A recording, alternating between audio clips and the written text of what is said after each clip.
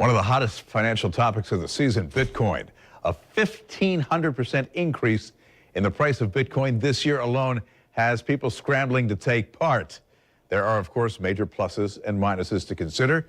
Joe Krier with ACG Wealth here to discuss the opportunities and the pitfalls with Bitcoin.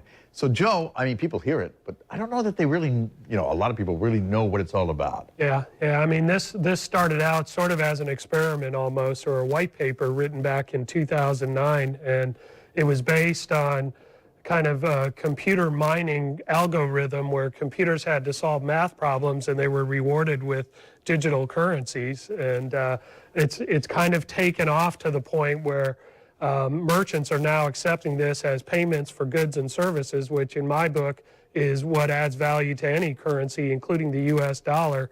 And kind of a investment frenzy has picked up throughout the year. So who should invest and who shouldn't?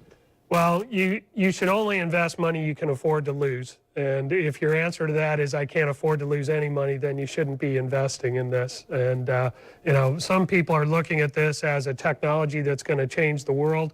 Other people are looking at it as a way to make quick gains in a week or two. If you're playing the quick gains game, a lot of times you're going to lose, and sooner or later somebody's going to get their clock clean trying to play that game. I remember reading an article, I guess it was about 2 or 3 weeks ago, where people said, be ready because the bottom's going to fall out. It's going to be like the bubble burst for the internet back in the 90s. And you and I were chatting, and you say, well, there are already some signs that surfaced in May that maybe we've reached the peak here. Yeah, there's definitely bubble-like tendencies to what's going on. The interesting backdrop here is that this is a global phenomena. This isn't just the U.S. or China. Everybody on Earth is participating in this. I was at meetings in North Carolina last week, and we had people from 12 different countries. Every one of them was talking about Bitcoin. Also, institutions are coming to the game, and the banks know that the technology behind this could be a big disruptor, kind of the way internet was a disruptor to the whole media space.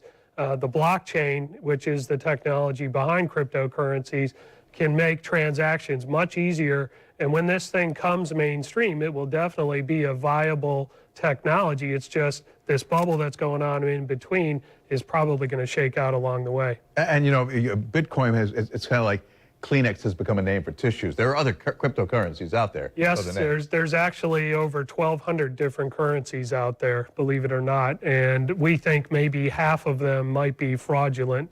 So it's a tricky space. And, there's a few exchanges. In order to buy Bitcoin, you have to set up an account on an exchange. The biggest one is called Coinbase.